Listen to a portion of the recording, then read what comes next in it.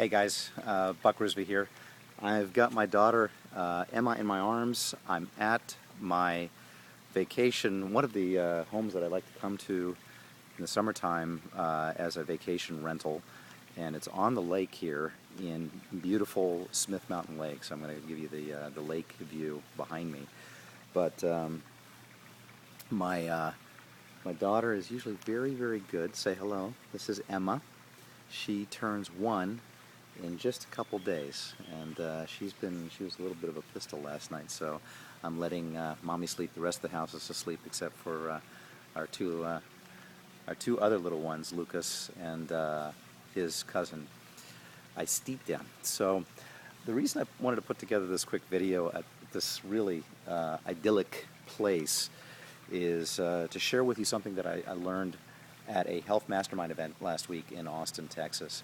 I got a chance to meet an idol of mine, Tim Ferriss, and I actually had the opportunity to interview Tim the week that he launched his now world-renowned book, The 4-Hour Workweek.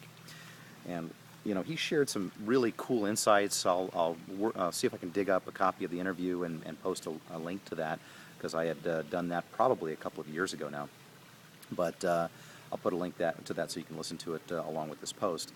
But the interesting thing that he shared with us at this, he was a keynote speaker at this mastermind event. The interesting thing that he shared with us was on the topic of perseverance. And I know that you're going to say, oh, you know, everyone tells us that we need to stick to things, and you know, our mom and dads always told us that when we were young, that never give up. And you know, it's really true.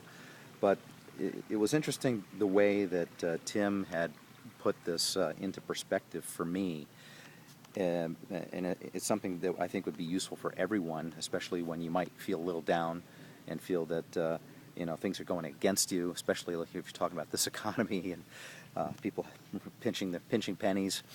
Some folks are actually out of work. A lot of folks are out of work.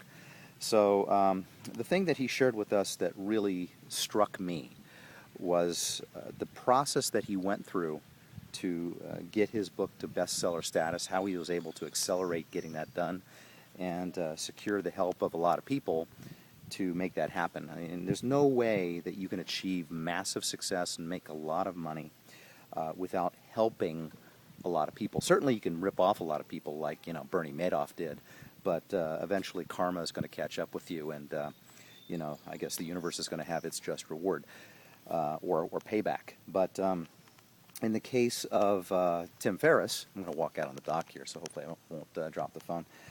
In the case of Tim Ferriss, he shared something really cool, which was, and I didn't know this backstory. He had a couple of different working titles for his 4-Hour Workweek, and he shared with us how he got to the final title, which was The 4-Hour Workweek. But one of the working titles was something near and dear to my heart, because he and I share something in common, and that is the way his vehicle for achieving financial success, initial financial success, was not writing or teaching, but starting his own nutritional supplement company and selling products worldwide. I think the company was called Brain Quicken LLC. And he wrote, initial title for his book was something in the vein of, you know, how to achieve success as a drug dealer or something like that. I forget the actual title. I'll dig it up and put it in the post for you. But the initial working titles might have been, you know, cute for him, kind of cool and appropriate for him. But when he presented the drafts, the manuscripts along with these titles to, you know, the various book publishers and agents, he was turned down. He was turned down cold.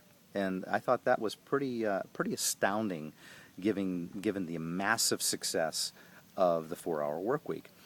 And I don't know if you know how many times he was turned down.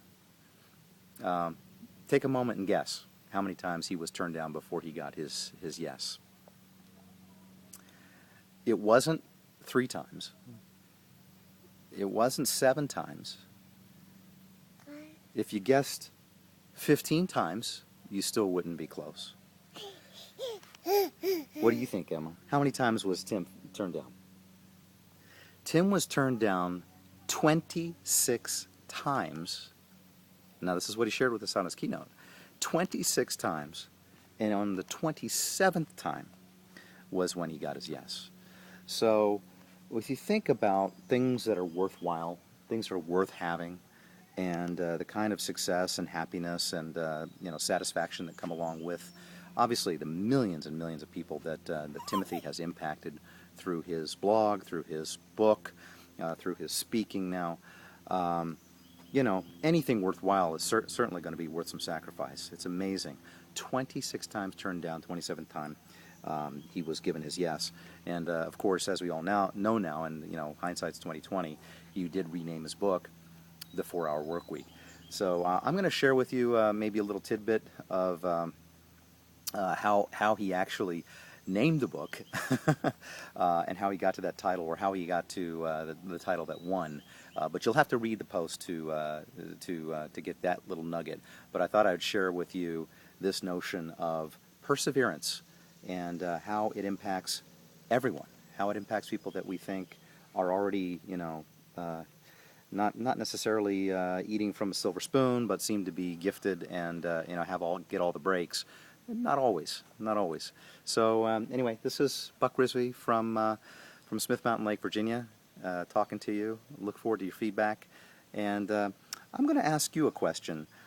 What is one thing that you're working on right now that maybe you feel you're just about ready to give up on, that you're frustrated with, and maybe you need to stick with? Why don't you share that with us and share that with me by posting your comment on this blog post, okay? And I'll see you next time. Take care. Bye.